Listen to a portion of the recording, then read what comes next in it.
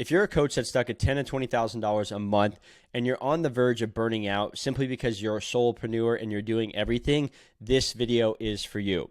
What I'm going to talk about is how to hire, and more importantly, the hiring order to get you out of the weeds in your business so you can focus on the most important thing, which is number one, your client success, and number two, making more money and creating more impact. So a little story about me. I was a solo entrepreneur for years. I was able to grow my business probably to $40,000 to $50,000 a month just by myself.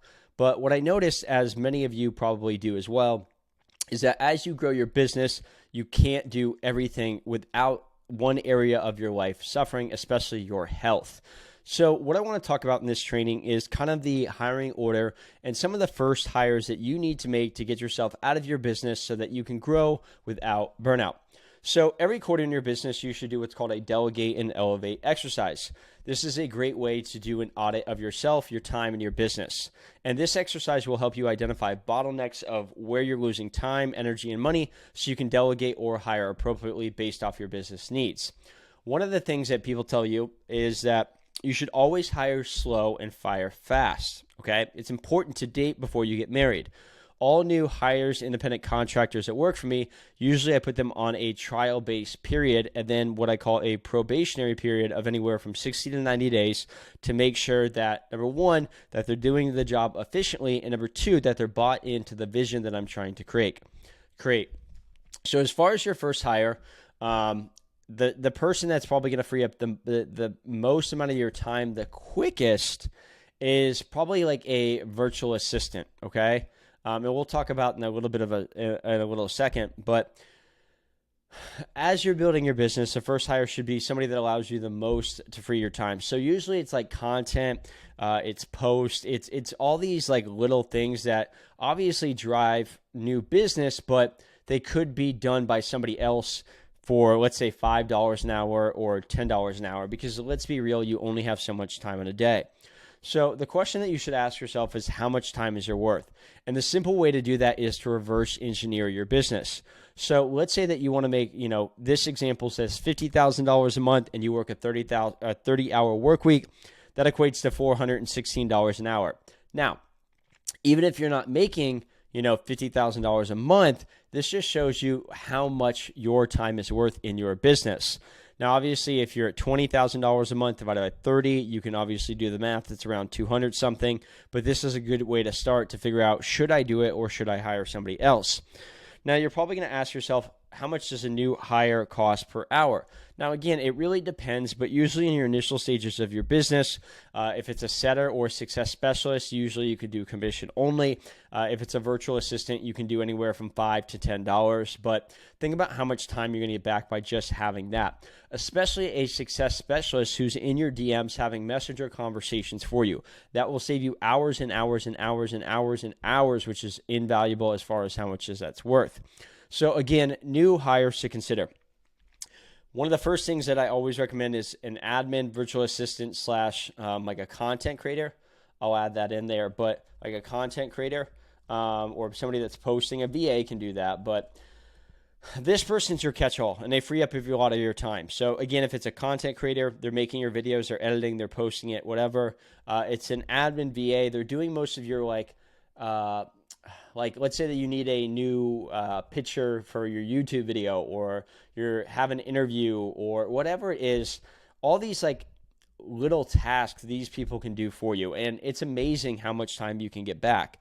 Some examples: organizing your calendar, creating SOPs, scheduling trips, community manager, customer service, scheduling interviews, like all these little things that you can do.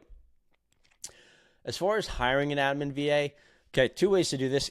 I always have found really good VAs who are already VAs for other people. Now, you can go to sites like Upwork, Fiverr, things like that, but usually what I found is these VAs already work for somebody else, so the learning curve isn't as high.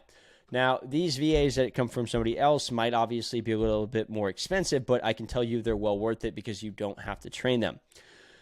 The next position is what I call a setter, aka success specialist. Again, this is somebody that is in your DMs or is having conversations to book you calls. So they're in your Instagram, your Facebook, whatever. They're farming your profile, your YouTube, Facebook groups, and their whole job is to cultivate leads and nurture them. That's it.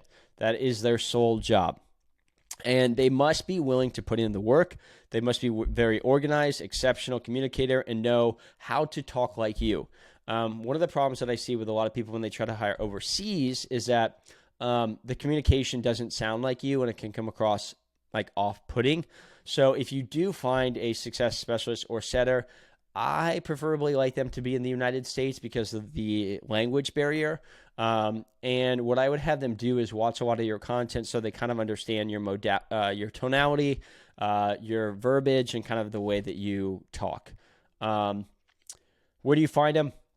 Again, usually there's so many setters. I'm going to be very honest. There's so many setters and jobs now that this is like the easiest thing to find. I have a lot of 7- and 8-figure entrepreneur friends that run setter companies, and they have tons of people all the time. Again, usually it's commission plus a flat base. Easiest thing to do. They perform better. You can pay them more, and so on. Client coach. As you grow, you can only take on so many clients and take on so many people one-on-one. So their job is kind of the entry-level coaching. They may not know as much as you do, but more times than not, they probably were a client of yours at one point, and they're bought into the vision of your business more than anything. They aid in generating new business, but they also do a lot of the beginning work, which is onboarding new calls, coaching clients, kind of in the initial stages, daily reporting, tracking, kind of like KPIs for like client success. And again, where do you find them? Usually I find them from clients that have already worked with me, but you can find them from other coaching programs, whatever. You can pay them per client, which is like $100 to $200 per month, or you can pay them, like a monthly rate. Usually I see like depends on what type of coaching you're doing. Like if you're doing business coaching, usually I see like $2,000 to $4,000 a month as a good indicator. Could be more, could be less. And your bottleneck hires. So you always want to hire A players. I'm telling you now, pay more money to get better talent. And the best way to get A players is they have to be bought into you, your vision, and your business. Okay? That is the best thing that I can tell you. Now, as far as bottlenecks, it's pretty simple. What are things you don't enjoy doing? Things that you're not good at? Things that you're ready to move forward from doing those tasks. Okay? One thing I would tell you is so many people get so fixated on I need to get sales off my plate. Do not get sales off your plate until you're ready, okay? Because the problem is that sales are the lifeblood of your business. And if you're bringing on somebody who doesn't have the experience to close deals, you're losing money every day. You're losing thousands and thousands of dollars. I personally would hire a VA, then I would hire a setter, then I would hire a coach, then I would do a salesperson, okay? So spending all day in Messenger on Facebook profile, hire a setter. Doing a bunch of admin work, hire a VA. Ultimately, again, you have to decide what you want to do in your business and delegate everything else. But I promise you, you will always stay stuck at $20,000 to $30,000 if you do not start delegating things in your business right now. And if you want this guide, all you guys have to do is comment the word solopreneur below, and I'll send you this exact template that you can use into your business and start signing up the right clients immediately. Once again, comment the word solopreneur and make sure to like this video and subscribe for more.